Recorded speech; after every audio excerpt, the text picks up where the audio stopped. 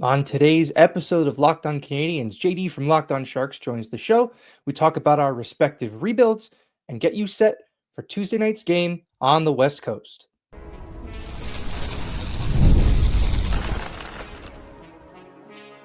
You're Locked On Canadiens, your daily podcast on the Montreal Canadiens, part of the Locked On Podcast Network, your team every day. And now we bring in Laura and Ian from Locked On Canadiens to discuss a big game for them, a normal game for us. Laura, Ian, how's it going, guys? Doing well. Thanks for having us. It's nice to meet you finally. We usually just meme at each other on Blue Sky, but it's nice to put a meme to the face. I'm sorry, Laura. Yeah. I mean, you've known the chaos that used to be Locked On Sharks, but yes, it's much calmer nowadays, I think, since our previous days. So let's start, of course, before we get into tonight's game. I think kind of checking in with each team, right? And the Canadiens are in the mix-ish, maybe not as much as they were a couple weeks ago. I know things have kind of fallen apart here a little bit. They've lost 3 straight games, but this is a team I think we're kind of going into the season. The hope was at least you would be in the mix this season. So let's start with that. Like, do you feel like you're ahead of schedule, behind schedule, right where you wanted to be? Like, how has this season gone so far? I think I'm a little bit more optimistic than my co-host. So I'll let him go first. Okay. I wouldn't say I'm pessimistic on where they're at. I mean, this is sort of, we talked about it in our last episode. This is sort of where we expected them to be. It's just the path in which they've taken to get here is very frustrating because we went from that, the Florida trip around the holidays where they were unbeatable. They were playing really, really great hockey. Even though in the games that they lost in there, it was, they were losing close games. They were in those games. But they went from that to now where they are now, where the power play is completely dysfunctional. No one's scoring. We lost Caden Gooley due to a really severe, kind of gross injury.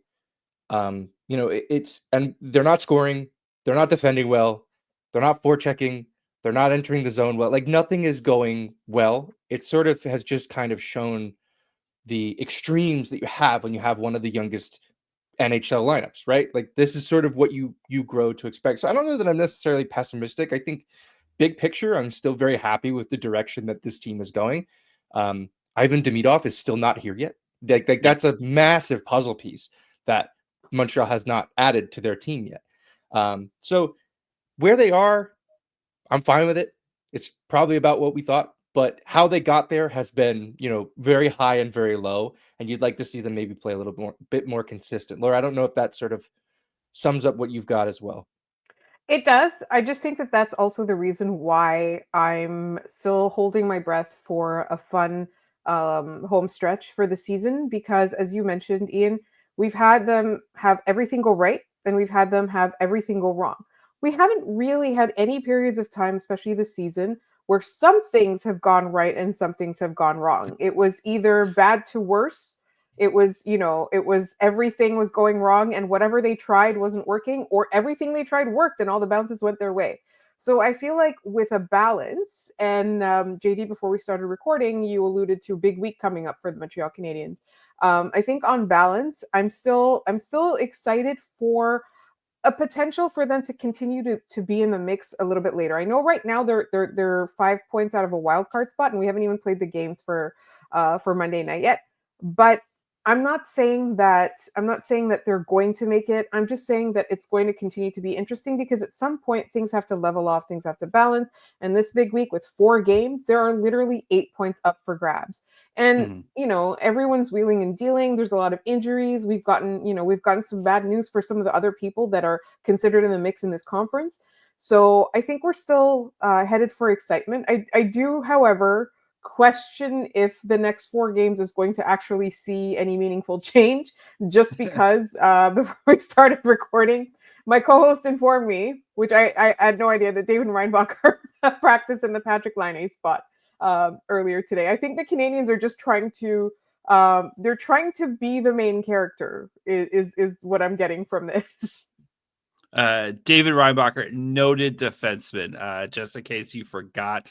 So not great, not what you want to see. I know the Sharks lines are a little bit of a hodgepodge because they're dealing with a ton of injuries right now as well. But again, kind of back to the Canadiens in this season, like, I always kind of talk about, like, you have teams and their rebuild phase. You have your rebuild and where the Sharks are, right, which is the bottom feeders. Then you kind of enter your fun, frisky phase where you're like in the mix and you play more meaningful hockey. And then you kind of usually, hopefully, if things go well, enter into your contender phase. And the Canadiens are definitely in their fun and frisky mix. And there's some nights where it's more fun and frisky than other nights, but this is still what you want. I think for Sharks fans, like, this is the hope that we see maybe next season, where you're not losing a bajillion games in the third period. You can't hold leads, and you just start to be a more competitive team. So I know the Canadiens, and maybe I don't think they stockpiled as much as the Sharks did when it comes to their rebuild. And they did have a lot of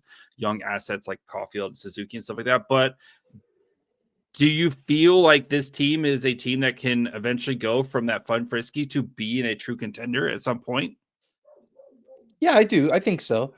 I think they've got it's sort of funny. They've already kind of got their first line baked in for the next few years, right? In Slavkovsky, Caulfield, and Suzuki. By the time the cap goes up to what it's expected to go up to over the next few years, your first line is going to be paid like a second line. So that's really good news for the Montreal Canadiens. Kent Hughes, I think a lot of people on the outside looked at, not so much the Caulfield extension, but definitely the Slavkovsky one, and thought, that's a little rich right now. But even if he doesn't pan out to be, the number one overall pick that we expected him to be, if he can be a second line player, he's going to be paid like one. So it's not going to hurt them to the extent that, if they had waited a few years and figured out that he's actually really, really good, and now they have to pay him, the Toronto Maple Leaf way, where they walk all these guys to RFA, and then those players shake them upside down until the money stops falling out. That's what Ken Hughes was trying to avoid. He did that as well with Caden Gooley, who I know is injured currently, but that was the idea. So generally speaking, that means the Canadiens are going to have a lot of cap space to go after free agents, or potentially just keep guys like Hutson and Demidov. But they've also got draft picks and prospects. There's too many of those that are all going to play on this team. So they've got ammunition to go out and make some moves. We're kind of expecting something along those lines, between now and, let's say, the start of next season, because Montreal's got a lot of money coming off the books. We're kind of expecting them to take that next jump, right? Maybe not a Patrick Laine type trade where you're getting a distressed asset, but take a swing at something that right now maybe we don't even know is available. That's sort of where, I'm at with the current stage of their rebuild. Pretty happy with how things have gone, but there's obviously a lot of work left to do. You mentioned Laine, Laura. I know Laine came in, right? Super excited about Laine. He gets hurt, and I know it's been a little kind of up and down with him. On the power play, Laine is going to do Laine things. Maybe at 5-on-5, we haven't seen him. Do you think it's maybe just him still kind of working back from his injury, or do you think like what do you think is maybe kind of short to long-term outcome? So I think when he first came back, a lot of it was due to his body, right? Like, his body was not moving as fast as his mind did. And I wonder if there's a little bit of residual frustration from that, because we do have to remember that he was out of the game for a very, very long time. And Martin St. Louis explicitly said he wasn't helping the team in the last game, right? He talked about that. He's not afraid to call him out. But I think that the problem has gone from being in the body to between the ears. And I think part of it has to do with the fact that when he first came in, he was scoring all those power play goals. Well, now opposing teams have figured that out. And the Canadiens do not have an answer for that. They've never had a dynamic answer on that power play. And that's kind of hurting him, and that's kind of hurting his confidence. And I think he's also on a line where most nights the other players on the line kind of have those, either they're really amazing or really not good nights. And I think they're all sort of trying to figure it out. Don't necessarily think they're all helping each other out. But I think right now, at this point in time, when you're asking me this, he was also sick, right? Like, there's a lot of up and down. If you're asking me today, I think the problem is more between the ears and not like in the body or the skill. It's the nose. No. All right. We're going to switch I am sure you guys have questions about how the tank is going, and yes, the Sharks are 100% back in the tank this year. And then we'll talk about this game, which I said is a big game for the Habs. The Sharks, a lot of questions about this game as well, so we'll get to that here in just 1 second. Super Bowl 59 is here. One game, two teams, go Birds. Endless possibilities. There's no better way to make every play more exciting than with FanDuel Sportsbook. Whether it's predicting the first touchdown, calling the MVP, or even better, betting on the coin toss, tails never fails. FanDuel makes it easy to get on the action with live betting all game long. You can adjust your bets as the game unfolds and feel the thrill from kickoff to the final whistle. The live betting feature lets you stay involved no matter what happens on the field. The app is super easy to navigate. Plus, knowing you can place a $5 bet and potentially win $200 in bonus bets for Super Bowl, that's the icing on the cake. Download the app or head to FanDuel.com to get started. Bet just $5, and if you win, you'll score $200 in bonus bets. That's FanDuel.com. Bet with FanDuel, an official partner of Super Bowl 59.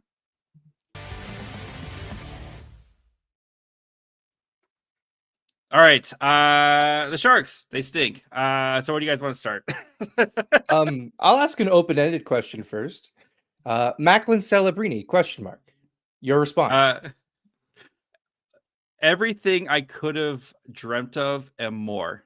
Right, like going into last year's draft and going into last year's team, like we were talking about before the podcast, like recording last year sucked because like you knew hopefully you had this pot of gold at the end of the rainbow that was Macklin Celebrini, and it was a trudge to get through last season, right?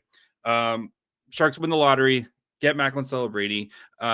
And, there was always the like, well, he's not as good as Bedard, but he's a better, 200-foot player. And there's even people saying like he should go back to Boston and because this team isn't ready to accept him. And, like he's going to struggle and stuff. I have not seen a player enter the league and just be so good at whatever you ask him to do. Like, the kid could play in the defensive zone.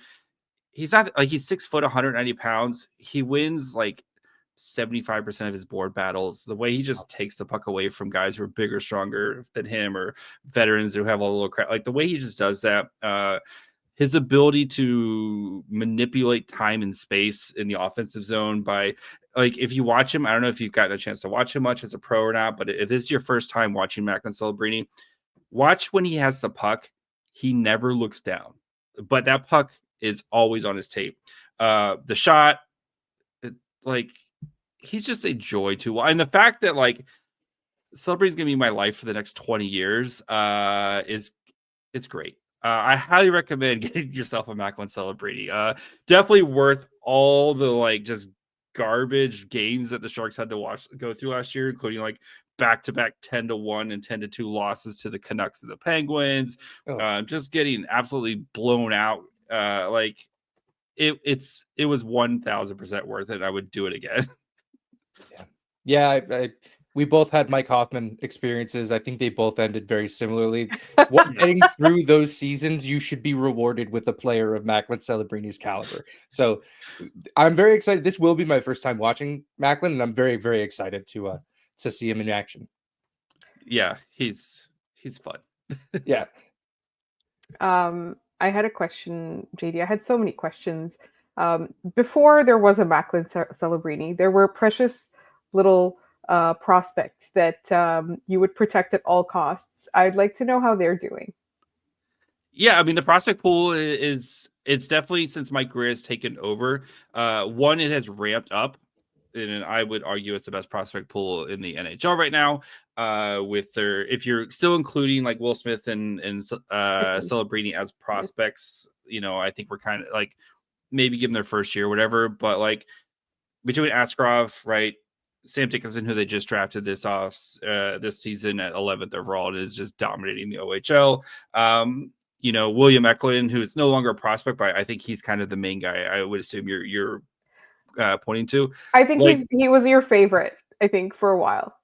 William Macklin is my favorite player and my favorite San Jose Shark. And yes, like I have a special connection to William Macklin because he was the first guy, I think, where you looked at like, okay, this is the first foundational piece for the San Jose Sharks and what this next core of like a good San Jose Sharks team is doing. And Eklund is having his again, like the scoring's not there on this Sharks team just because, again, this team struggles to score goals. They're like 30th in the NHL when it comes to actually scoring goals.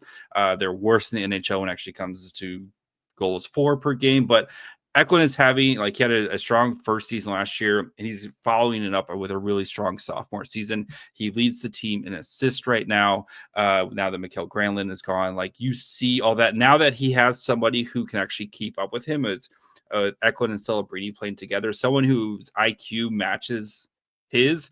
Like, you would see Eklund do all this cool stuff, and then he makes a pass, and it's like Nick Bonino standing in front of the net, and Nick Bonino is just like, I don't know what to do with this, man. Like, stuff like that. So the long journey to find William Eklund a friend, we have done that with Macklin Celebrini. Mission accomplished. No child left behind. So nice. Good stuff. I have one question that's not very nice, and it's geared towards both of our teams. Taking a look at the plus-minus leaders, there are two players that are in conversation for the Green Jacket this year of having the worst plus-minus in the league. Tied for first overall in that category is Philip Kurashev in Chicago and Kirby Dach in Montreal and at minus 27. And right behind them is Barclay Goodrow at third. Who wins that race? Who wins the race to the bottom here? Who's the eventual victor? Yeah, I think Barclay Goodrow. One, because the Sharks don't right now have a lot of healthy bodies in the forwards. Two, the Sharks are running out a combination of Vitek Vanacek and Alexander Gorgiev. And three, Barclay Goodrow might actually be the worst player in the NHL right now. He, the Sharks acquired him this offseason where the Rangers, put him on waivers, and the Sharks had the number one waiver claim. They acquired him. There's conspiracy theorists, and I really kind of subscribe to this, where there was a three-way trade between the Rangers, the Red Wings, and the Sharks that was all supposed to happen, where the Sharks would get Jake Wallman, a second-round pick, and Sharks would also take on Barclay Goodrow's contract.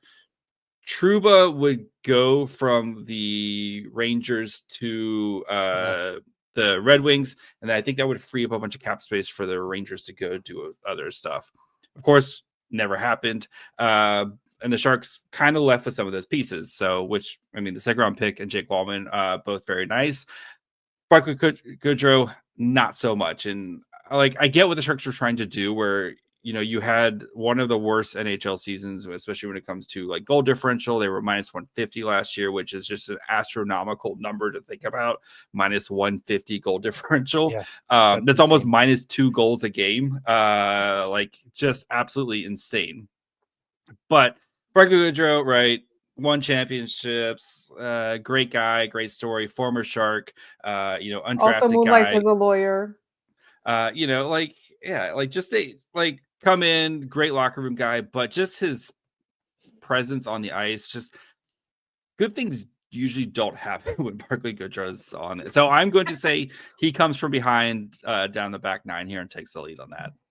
I would say don't count out Kirby Dach just by virtue of his defense is actually shocking. That whole line cannot defend. They spend most of their time completely buried in the defensive zone. And when Line A does score, it's on the power play when you don't get a plus for that. And even if you did, Kirby Dach's not on that power play. So that's the argument for Kirby Dach winning the Green Jacket. But Chicago's pretty bad too. Philip Kurashev winning it would not surprise me either. Yeah. I feel like FanDuel's not taking odds on all three of those players. It's minus money on all of those guys. They're more than happy to just let's move on from that one. So yeah. So I did want to, on the other end of the spectrum, there's the Calder race with two excellent candidates. I know we're going to duke it out a little bit later in a couple of weeks, JD. But real quick, have you been able to observe Lane Hutson? And what are your thoughts on this race right now? Lane Hutson is a great player. Like I've watched a fair amount of Canadiens games, especially, kind of trying to keep up with this Eastern Conference. It's always nice to kind of come home and you 4 o'clock, you put on a game. Yes, 4 Keep rubbing it in. It's got to be 4 the o'clock.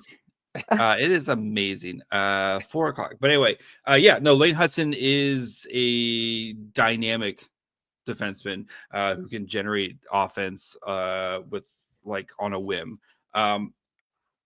I do think if Celebrini is anywhere close to being a point per player game, which he is, I think that is going to be a hard argument for voters to pass up, right? Especially as an 18-year-old. Remember, he's the youngest player in the NHL right now. He doesn't even turn 19 until middle of June. This kid is insanely young, and what he does in all 3 zones, I think, is going to be hard for voters to pass up. Plus, you do see, the NHL, I think, might be a little bit of a shark bias here, which is a weird thing to say, but you do see a lot of Celebrini highlights and clips and stuff like that, kind of getting pumped out from the NHL here as they try to kind of promote their next stars, which they should, right? He's a first overall pick, and expected to be one of the next kind of superstars in the NHL. The scoring has kind of dropped off a little bit here, but at any night you can see him putting up a 2-point performance, and he's had multiple point games. And like I said, if he's sniffing that point per game, I think it's gonna be really hard for the voters to pass that up. So, yeah, no, and we've said as much on our show as well that the Canadiens have not and will not play a nationally televised game in the United States this year. So, the idea of getting Lane Hutson in front of a lot of voters, in front of people who wouldn't see him had he not rolled into their town that night, it's very low. So as Celebrini's scoring has dipped, though, so is Lane Hutson. So it hasn't been close. I think it's really close. It's really close. Yeah. Mitchkov might have slid a little bit in that race, but it could go to either of these guys, and I'd be fine with it. They're both elite hockey players. It's a really good race this year, and I hope it drives these guys. I hope it keeps them going, as maybe potentially later on in their season, the games don't mean anything. And for the Sharks games don't mean, and I mean, I know you mentioned the nationally televised. I think the Sharks have had 5 this year. It's not like the Sharks are a team that is getting, and plus also West Coast, right? Game start at 10:30 your time, as you poor saps are going to have to deal with here over the next couple days. It's a lot of out here. I know the struggle is definitely real for you guys here. So, but I like I said, I do think, and the Sharks have been really smart of putting Will Smith and Macklin Celebrini kind of in the forefront, right? When they were in New York, those guys were, at the NHL offices making videos and stuff like that. And you get all that type of the TikTok type of stuff. But those guys have the Sharks have really kind of changed their stance, where they were very much, I used to call them the teal curtain, where nothing comes out. And with the additions of Celebrini and with Will Smith, they have kind of soften their approach, and these guys have been on a ton of podcasts and kind of been out there, and that's just something you really didn't see, especially with the older kind of guard of the Sharks. So which is good for hockey. It's good to get these young guys out there and to kind of to help grow the game. And if somebody sees Macklin Celebrini do something stupid on TikTok and is oh, this kid's cool, and then they start watching him and you get another Sharks fan, that's why I'm all for it. So cool. Should we talk about the actual game tonight and why, if this is a trap game for the Habs, or is this just going to be another Gorgiev special here? So we'll get to that in just 1 second.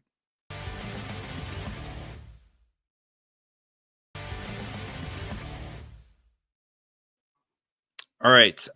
So big game, like I said, for the Habs. This is Montreal has a brutal schedule this week. Tuesday night against the Sharks. Back-to-back, you play the Kings, who are pretty good Kings team. They like to kind of lock it down defensively. Then you head home to play New Jersey and Tampa before the break. Both those 10 a.m. Pacific starts. Love those 10 a.m. Pacific starts. So must-win game for the Habs and to try to stay in the mix, right? I think it's not just to stay in the mix. They're on a 5-game skid right now. They need to have something go right, because this is the kind of skid that if you let it spiral, it will turn into a 10, 11, 12-game losing streak, We're lucky in that after 4 games, there is a break, so it might only be a 9-game losing streak. But I think, out of all of these teams, like San Jose really is the one that you have to beat, and you have to contain Macklin Celebrini. You have to contain your William Eklund, who does magical things. I think other than that, I think both of these teams really just need to take each other seriously. I know, JD, you said the Habs don't need to take the Sharks seriously, but I personally think they do, because I've been watching these Habs for the last 5 games. They really do. Yeah, it's the sort of game where I don't know I would be completely thrilled if they won a 3-2 hockey game. I think that, given where the Sharks are at right now, if Montreal cannot handily beat them, it doesn't really, quell any of the fears that I have about this current team, right? Like if we're talking about, the second line still not being able to score and still not being able to defend, and we're talking about a one-line hockey team, and the third and fourth lines have been good. They're since Emil Heineman got hit by a car, though, they haven't really had a fourth line. One of the wildest stories of this season. You kind of forget about just how crazy, with all the crazy stuff that's happened this season. It's like, oh yeah, a player, like an active player, got hit by a car before a game, and he's doing okay, right? Like he's supposed to come back here soon. Okay, yeah, he'll probably be back after the Four Nations. He's skating, but he didn't travel with the team on the West Coast. I keep thinking about that incident, and I'm like, Canadiens fans travel well. He was walking around in like downtown Salt Lake City. Like, what are the odds that a Montreal Canadiens fan saw him? It was like, hey, that's Emil Heineman. And the truck just comes around the corner. Yeah, one of the wildest things. It has upended the way the Canadiens forecheck. The fourth line is kind of a mess. They'll play Michael Pezzetta 5 minutes a night. It's cool. But it's not. It doesn't move the needle anymore. Like Emil Heineman was a real difference maker as a rookie. Which is, he's not going to get caller votes, but he's still having an incredibly impressive rookie season. So I don't know if this is a trap game for Montreal, because I think they just need to win this one. Like it's not like if the Canadiens were coming in feeling really great about themselves, yeah, it's a trap game. But they're already kind of in the dungeon right now. They can't go any deeper. They need to win this game. Otherwise it'll be 6 straight losses, and it's something that I don't think their season will be able to recover from if they can't pull that out. It's a sub-trap game. Yeah. I think, though, like you mentioned the second line, and that's kind of one of the big things I like in this game, because right now the Sharks, they traded Mikael Granlund this weekend. This is going to be their first game since that trade. Alex Wennberg, who missed last game and isn't expected to play, is basically been ruled out for this game.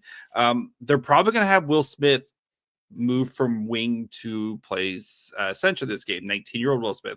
He started the season at center, kind of playing third line center, and struggled, I think is a fair term for it. And since moving to the wing, we've seen Will Smith play much better. He's currently on a 6-game point streak, but he was playing with Mikael Granlund. So I think this could be a real big test for the Sharks, especially down the middle here, where you're probably going to have Luke Cunnin as your third line center, and then Barclay Goodrow, or pick your, Grundstrom or Teichelander or something like that. As like the Sharks just don't have a lot of good players right now. But I do think that's that second line. If that second line can do anything against the Habs, I think the Sharks might have a chance, because I feel like the first line's probably potentially wash out. Maybe the Habs like a little bit of advantage there, but Celebrini at home is magical. Toffoli, Celebrini, Eklund. I full confidence in that line to at least generate offense. But after that, it's a real struggle for the Sharks to generate any sort of offense for them. And I think that's where, if you want to feel good about your second line, this might be the game for the Habs to feel good about their second line, picking on in there. Yes, no, maybe so. I think I'm just worried about the state of the Canadiens, just because every time we say, it should happen, it doesn't happen. They find new ways. They find new ways to disappoint us. Yeah, every time it seemed like they had turned a corner earlier on this season, they stepped on a rake immediately. So, that's sort of the mindset that's crept back into this fan base. And they need a win. They need to start feeling good about themselves before the Four Nations, so that we can look through the Four Nations and think on the other side of this, they're going to make a playoff push. Right now, it doesn't seem like that's entirely likely, but they need to get into that mentality regardless. So I have one question. I know we're getting towards the end of our episode, but my question is, how's the coaching in San Jose? because Montreal has proven that you can adjust in the second period against them and then never look back. The coaching, so like it's funny you say the second period, because actually the Sharks play some of their best hockey in the second period. The Sharks' problem is the third period, where they've gone to multiple games this year. Like, I've lost count. Like, I would probably say at least 10 games where they've gone with a lead into the third period and end up losing that game in regulation. And I think you look back a couple weeks, they had a 5-1 lead against the Nashville Predators, lost that game 7-5 in regulation like type of performances. So Ryan Warsofsky, who's a rookie head coach and one of the youngest coaches in the NHL, if not the youngest, I think, but I do like him. I know a lot of Sharks fans do have questions about him and his long-term ability and stuff like that, but I think he's the right guy for this team. The Sharks are also one of the youngest teams in the NHL, and you have two teenagers who are kind of taking the brunt of this franchise right now in Celebrini and Smith. So I do like Warsofsky. I do kind of question some of his like lineup decisions and stuff, but then at the same time, like, this roster is not good, so it's kind of the chicken and egg thing. Is it bad coaching, or is it a bad roster, or is it bad goalies type of thing? But I do like this team does play hard most of the time, and I think that's going to be a big question for the Sharks, who played really poorly in their last game on Thursday against the Kraken. How do they kind of come out this game? I wouldn't be surprised if they come out looking really nice, but as we've seen from the Sharks, they're just not a 60-minute team right now. So they're a 40-minute team. And then that final 20 minutes when most teams kind of find that next gear, they just don't have that next gear right now. So yeah, we'll see how the coaching adjustments go. I think that'll be interesting. Don't be surprised if the Sharks, that second period, the Sharks look really good. But then the third period, they just kind of fall flat on their face. So looking forward to it. It seems like these two teams are made to play each other constantly. I do have one question before we get out of here. Have you found your goalie of the like short-term present until Fowler's ready? Like, what's the goalie situation here? I think it needs to move more towards a 50-50 split between Montembeault and Jakub Dobeš, who jumped onto the scene and won his first 5 games and shut out the Florida Panthers in his first game. And I think I don't know what the long-term projection is for both Dobeš and Montembeault. Montembeault, I think, has 2 more years left on his contract. Dobeš is on his entry-level deal, but he'll need a new contract soon.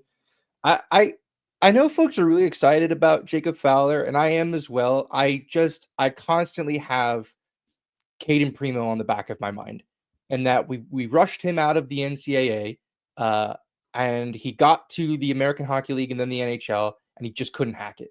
And now he's got his game back in the American Hockey League. He's been incredible there for Laval. But it took him getting, being put on waivers to go down to Laval to fix that. So I'm constantly worried about that with Jacob Fowler. I don't know if that fear is founded. Like, I don't know if it's based in any reality. We won't know until they make the decision to bring Fowler up to the NHL. But he does project to be one of the better goaltending prospects in the league. Where that nets out, when that nets out, remains to be seen. I think with goalies too, like, there's a certain aspect, and I think the aspect is that you don't know if their game is translatable to the NHL until you actually see it. And a lot of goalies simply cannot do that. I mean, like, Caden Primo did not disappoint in any of the levels he was at prior to the NHL, even in the AHL, right? Like, he was the backbone of a long playoff run. You see him every time they send him down. He does magical things. He simply cannot translate it to the NHL level. And I think that's, some people, whether it's out of an unwillingness to grow or an inability to, or a lack of talent. And so with Jacob Fowler, I don't think he should be rushed, but I think we're never going to know until he actually gets to the NHL, which is, it's always a risk. Goalies are voodoo. Goalies are voodoo. Believing we have one that we're waiting to kind of take the reins off here with Askarov, who has gotten taste. Got to probably spend the rest of the season with the Barracuda here, as they want this Barracuda team to make our long run. And the best way to take your season, poor goaltending. Yeah. Enter Alexander Georgiev. So, yeah. Ian, I know you had a trivia question before we get out here, so let's do that, and then we'll call it a day. Yeah, so on Locked On Canadiens, we do a daily trivia question. So I figured I'd bring one to this episode between Locked On Canadiens and Locked On Sharks and see if you guys have the answers. So the first ever game between Montreal and San Jose was on January 4th, 1992 at the Cow Palace. Yes. It was a 1-0 overtime victory for the Montreal Canadiens. Who scored that goal? 1-0 overtime win in the early 90s. Like, that's like just how those games were played, huh? No idea. No idea. Laura, do you have a guess? I'm just trying to think like who was on the team early 1992. I'm trying to think back to while you're thinking about that. Fun fact about the Cow Palace, not actually NHL regulation. It wasn't like the full, they like it was a little bit shorter. Like one of the defensive zones was actually a little bit shorter than the other because the Cow, like they didn't have not actual NHL regulation. Like I know they actually talked about during COVID because the Sharks, they were struggling to get Sharks to play in Santa Clara County, like Santa Clara, one of the strictest counties. There was actually talk of them going back to play at the Cow Palace for a little bit before, like they figured everything out during the COVID season. But anyway, there's your Cow Palace. Enough Cow Palace talk. So, Laura, do you have a final guess before I reveal our answer? Guy Carbonneau. It is Guy Carbonneau. Congratulations, Guy Carbonneau admitted into overtime from Sylvain Lefebvre and Mike Keane. Good job, Laura. Yeah, you asked your butler. Your butler looked it up for you. So they're just off screen. I swear I didn't look it up. I was gonna say Guy Carbonneau, but then in my head I was like, maybe I should say someone else. And then I was like, was that someone else on the Canadiens in the 90s? So I didn't want to get yelled at by our listeners. Nice job, Laura. And Laura's butler. So that's gonna be it for us today. Laura, Ian, where can the people find you? And of course, find Locked On Canadiens. You can find us anywhere at Locked On Canadiens. We're on Blue Sky at Locked On Canadiens. We are on TikTok at Locked On Canadiens. We are on Instagram at Locked On Canadiens. We are on Gmail at Locked On Canadiens. We are Locked On Canadiens wherever you get your podcasts, the same place you get Locked On Sharks. We want to thank you all. Check us out. Of course, you can listen to Locked On Sharks wherever you're listening to this podcast. Watch on YouTube as well. I hope you guys know I'm catching up to you guys on YouTube. Go for it. Everybody follow JD. But also, JD, your listeners should follow us. Yes. Follow along. You can follow the show on Twitter, Facebook, and Instagram at Locked On Sharks. Follow me on Twitter and Blue Sky at My Fry Hole.